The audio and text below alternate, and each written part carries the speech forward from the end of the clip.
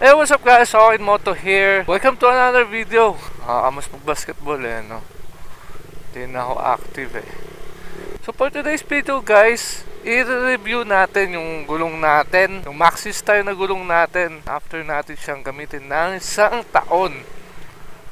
O 10,000 kilometers. Yan. So yung 1 year ko is equivalent sa approximately 10,000 odometer. So yun, bibigyan natin siya ng honest review today. Punta lang tayo dito sa medyo walang tao na spot para tayo ay payapang makakapag-vlog. Yun Yun napakalupit din tayo sa may dulo-dulo konti. Ano naman sigurong dadaan dito Uhuhuy. Ito na lang siguro dito. Yan. Guys, pasensya na ako, ngayon lang ako nakabalik sa inyo about sa ating gulong. Sabi ko nung previous vlog, nung 1 month review ko ng Maxis is babalikan ko kayo after 6 months. Siguro balikan natin tong gulong na to after 6 months, kung okay pa siya. Kaya lang nung ika 6 month tong gulong, parang bago pa kasi siya So yun guys, ito na yung ating Maxi Star. Ay, ang dumi pala. So yun guys, ito na yung ating Maxi Star. Pasensya na at madumi kasi napadaan tayo dun sa buhangin dun Okay na okay itong Maxi Star guys. So kita nyo, talagang nagamit siya. Ito sa unahan, yan. Okay pa din naman. Ito sa unahan talagang maganda pa. Yung sa likod talaga kita nyo naman, put na. Kita nyo ba? Teka pala tayo ng camera. Wait lang. Para makita nyo. Gusto ko makita nyo. Video tayo. Yo.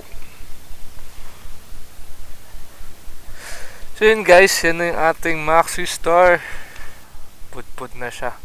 So kita nyo guys. Ito na yung wear and tear indicator natin. So dati nakalubog yan. Ngayon wala na Kinis na dati nakalubog yan. Nung ika 6 month. Nakalubog pa yan. Ngayon wala na. Makinis na. Pag lumabas na yan.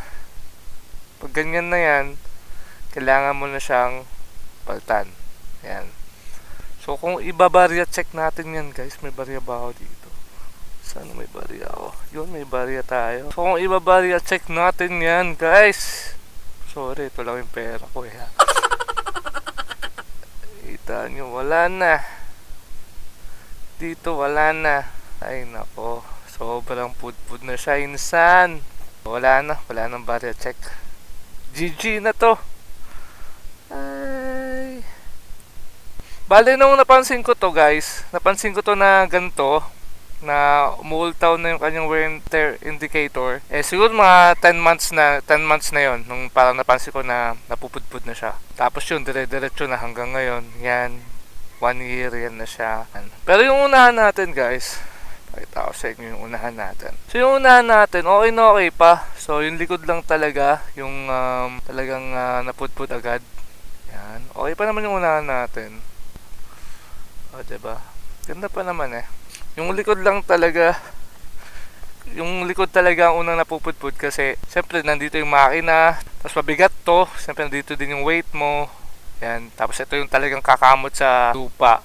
Kaya ito talaga yung unang mapupudpud. So dito guys sa Maxi Star natin, hindi ako pinahiyaan ito. Sobrang kapit niya talaga. Hindi ka talaga niya ipapahiya guys. Kaya lang yun lang guys, dito sa Maxis na to, syempre, sobrang kapit niya nga. Hindi siya tumatagal talaga. So yung longevity niya talaga nako-compromise kasi nga gawa nung sa soft compound siya. Sobrang kapit niya. Madali siyang maupod. Alam ko naman na soft compound siya. Alam ko mabilis siyang maupod. Pero hindi ko na-expect na within a year, ganito na yung kakalabasan niya. Pero para sa akin sulit naman siya kasi hindi naman ako nadulas or something dito sa gulong na to. Safe na safe naman ako dito. Kaya lang yun nga, sa longevity talaga, talo ka. So overall guys, sa Maxi Star, good naman siya. Okay siya para sa akin, kaya lang in terms of tagal, dun tayo tagilid talaga. So ma-recommend ko siya kung weekend rider ka lang o kung nagtatrack ka, nag-race track ka, ganun. Pero kung lagi-lagi ka nagra-ride, kung delivery rider ka, dito para sa'yo. Kasi baka 6 months pa lang upod na agad yung gulong. Ang gulong na kukuhain mo guys is nagdedepende din sa lifestyle mo syempre. So, sa next upload natin magpapalit tayo ng gulong. Kasi ewan ko, ako lang ba yun na parang alam ko kasi na pudpud na yung gulong ko kaya mindset ko parang lagi akong dudulas. Ganun. So yun, that's it for me. Kung may natutunan ka sa video na to o natuwa ka, please like and subscribe para makapag-upload pa tayo ng mga ganitong video. Oin Moto signing off. See you guys on my next video. Peace. Let's go!